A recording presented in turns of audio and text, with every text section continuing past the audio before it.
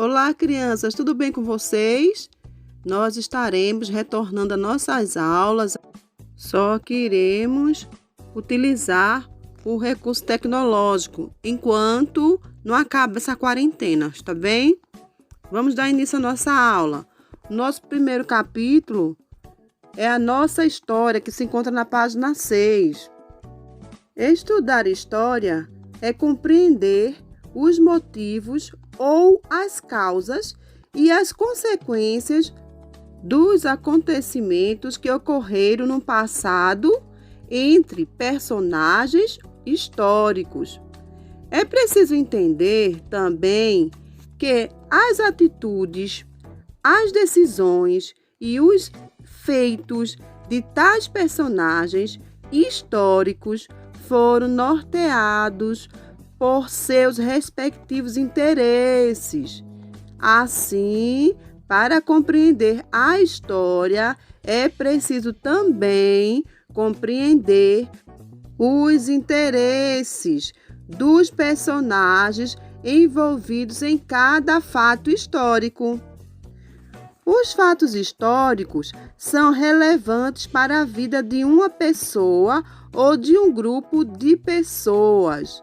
Assim, eles podem ser importantes para a vida de pessoas que fazem parte de uma mesma família, que moram numa mesma cidade, estado ou país, que participam de um mesmo grupo social, como a escola, igreja, time de futebol, entre outros. Enfim, é necessário que você consiga determinar quem são as pessoas para quem o fato histórico é importante. Podemos, dessa forma, dizer que os fatos históricos são acontecimentos que ocorrem no passado devido aos interesses dos personagens históricos envolvidos e que foram ou são importantes para uma pessoa ou para um grupo de pessoas. Você sabe o que é fontes históricas? Fontes históricas são tudo o que podemos utilizar como meio para conhecer a história, é chamado de fontes históricas. Por exemplo, fotos, cartazes, depoimento de pessoas. Os historiadores pesquisam a história. Esses profissionais que se encarregam de estar descobrindo a história para nos informar sobre o passado e contar como os acontecimentos históricos ocorreram para que possamos conhecê-los. Mas só para isso? Não. Nós conhecemos o nosso passado, compreendemos nosso presente e damos uma melhorada no nosso futuro. Devemos utilizar as mais diversas fontes históricas para conhecer bem a história. Temos como exemplo o depoimento de uma pessoa bastante idosa contando como foi a sua infância. Por exemplo, pode ser uma fonte histórica. Outras fontes históricas são os documentos que registram os acontecimentos ocorridos no passado. Esses documentos podem ser em forma de texto verbal, uma foto, um filme, uma gravação.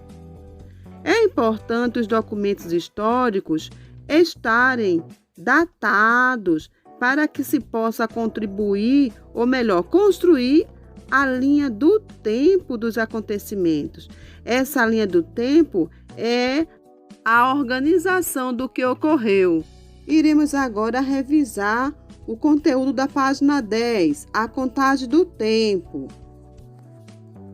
Antigamente, marcava-se o tempo observando a natureza, o dia e a noite, as fases da lua e as estações do ano. Os egípcios, que viviam na África, às margens do rio Nilo, há milhares de anos, organizaram o calendário agrícola de acordo com as cheias do rio. Por essa razão, o rio Nilo era muito importante para esse povo. A história, quando estudamos um fato histórico, devemos saber quando ele aconteceu. Quando queremos organizar nossa vida, usamos o calendário. Ele nos ajuda a marcar os dias e os meses. O relógio também nos ajuda a marcar o tempo e a organizar o nosso dia. De acordo com suas crenças, existe uma necessidade de os homens criarem diferentes formas de contagem do tempo. No entanto, as pessoas sentiram a necessidade de medir grandes períodos de tempos e, para isso, foi possível chegar finalmente ao calendário como hoje conhecemos. Os calendários que usamos é o gregoriano, calendário de uso universal, introduzido em 1582 pelo Papa Gregoriano XIII. Nesse calendário, a contagem dos anos iniciou-se com o nascimento de Cristo. O nascimento de Cristo foi um acontecimento histórico de grande importância para os cristãos, pois marca o começo da era cristã. Assim, o tempo está dividido em antes de Cristo, que representa a sigla AC, e depois de Cristo, que representa a sigla DC. Criamos diferentes formas de contar o tempo: segundos, minutos, horas, dias, meses e anos. Organizam o nosso tempo e vida. Décadas, séculos e milênio são medidas de tempo que usamos para períodos mais longos. A década, por exemplo, é um período de 10 anos. Já o século é um período maior, tem 100 anos. E o milênio, 1000 anos. Com isto, concluímos o nosso segundo tópico. Iremos agora para o nosso terceiro tópico, que se encontra na página 12, identificando os séculos. Usamos a data, dia, mês e ano para situar um fato no tempo ou identificar o século em que ocorreu esse fato. Os anos são numerados em algarismo arábicos e os séculos em algarismo romanos. A Revolução Pernambucana começou em 6 de março de 1817, no século XIX. Observe o exemplo. Utilizamos o número arábicos e o número também em algarismo romano. Um século é um conjunto de 100 anos. O século I, por exemplo, começou no ano 1 e terminou no ano 100. O século II começou no ano 101 e foi até 200, e assim por diante. Para identificar a que século pertence um determinado ano, retira-se os dois últimos algarismos do número que o indica e soma-se o numeral 1 ao que restou.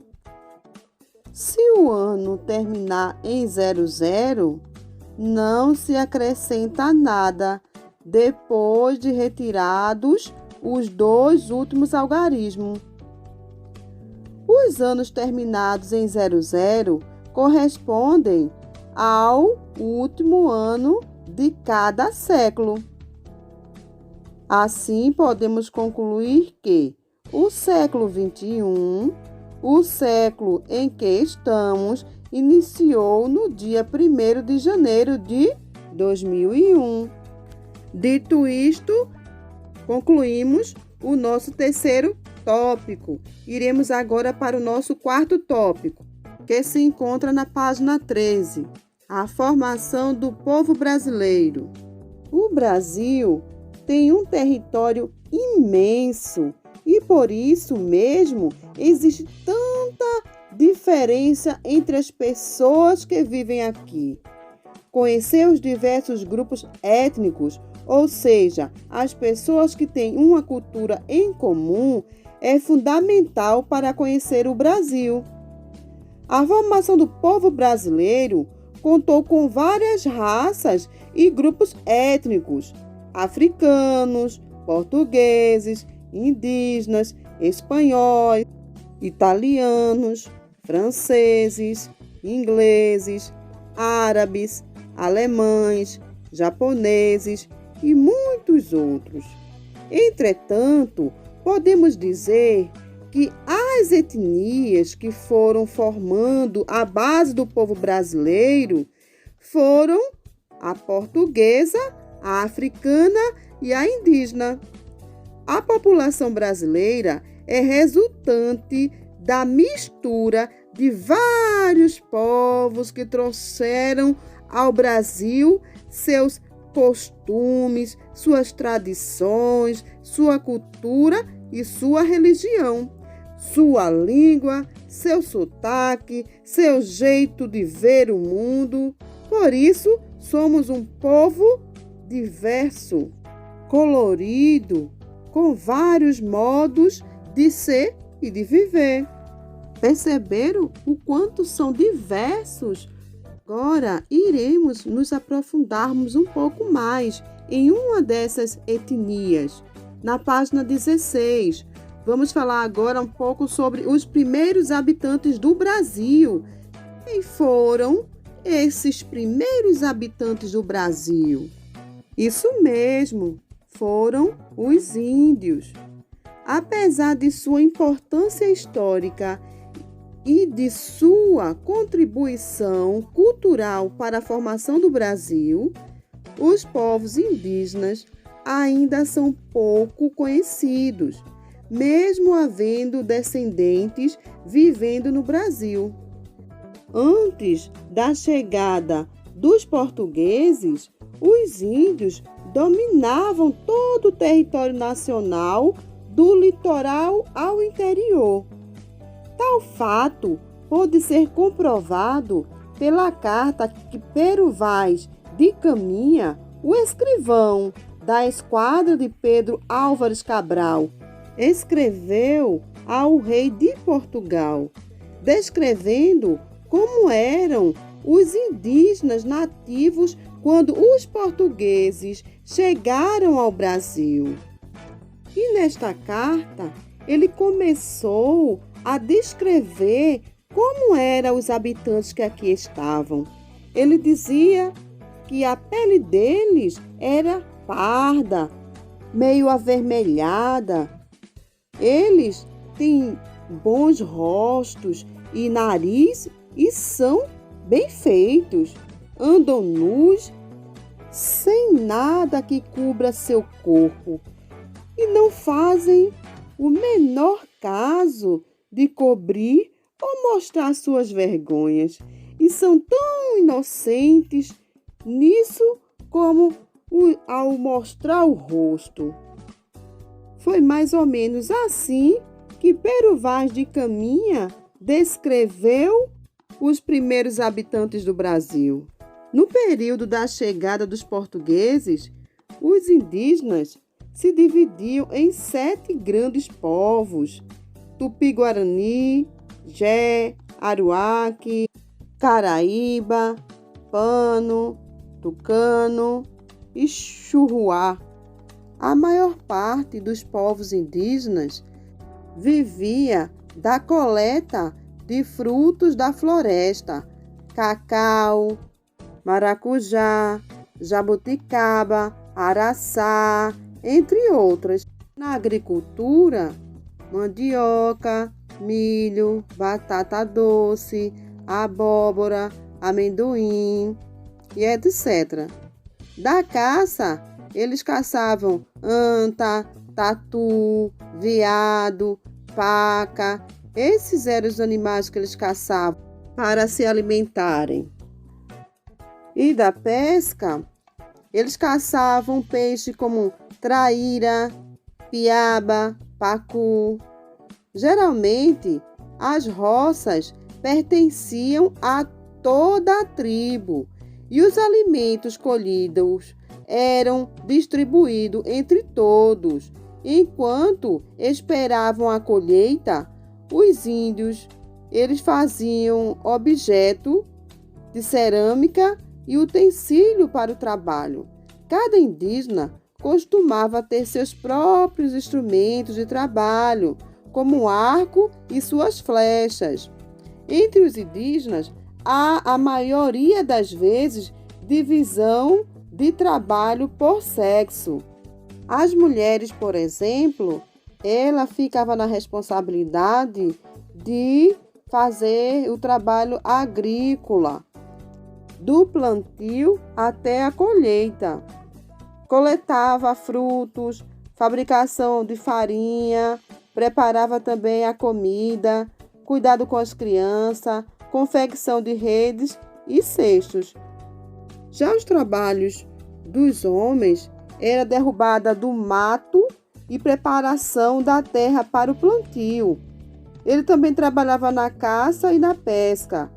Trabalhava na confecção de arcos, flechas e canoas, na construção da casa, na expedição de guerreiros e também na proteção da tribo. O tronco linguístico mais falado pelos indígenas era o Tupi-Guarani, que logo se misturou ao português. Iremos agora falar um pouco mais sobre a cultura indígena, na página 22. Vamos conhecer um pouco mais sobre o indígena. E neste momento estaremos indo para o nosso último tópico da unidade. Os índios brasileiros, eles vivem em tribos que se dividem em aldeias ou tabas. Nas aldeias, existem 2 líderes, o chefe da aldeia e o pajé. O chefe da aldeia, em geral, é um homem justo e bom, sempre escolhido entre os mais velhos da tribo. Já o pajé é o líder espiritual da tribo. Ele também é o responsável pela curas de diversas doenças através de ervas, que é utilizado para esse propósito. A dança e a música são utilizadas tanto em cerimônias religiosas quanto para o lazer. Cada povo possui danças e instrumentos particulares. Como música é uma extensão da fala para os indígenas, é por meio dela, da contação de história, que muitos ensinamentos são transmitidos de geração para geração. Muitas dessas histórias têm o objetivo de ensinar e manter o que foi vivido e criado pelo povo. A cultura indígena está baseada na coletividade. A sua habitação é bastante ampla, por se tratar de espaço coletivo. Nelas, as principais habitações dos indígenas brasileiros são ocas. Essas ocas, em geral, também são bem espaçosas e com grandes dimensões. Isso porque normalmente elas não abrigam apenas uma família, mas várias. Essas ocas são feitas de madeiras, cipós e folhas. As ocas nas aldeias indígenas brasileiras têm diferentes formatos, são de diferentes formatos. Existe tribo com ocas com forma circular, elíptica e semi-elíptica, regular ou poligonal. A forma da oca vai depender das tradições de cada tribo. A sua alimentação está baseada nas espécies que eles caçavam, plantavam e coletavam. Assim, é possível prever o que faz parte dessas alimentações. Muitos animais, frutos, sementes e raízes. Dito isto, caros alunos, concluímos com a nossa revisão da primeira unidade de História.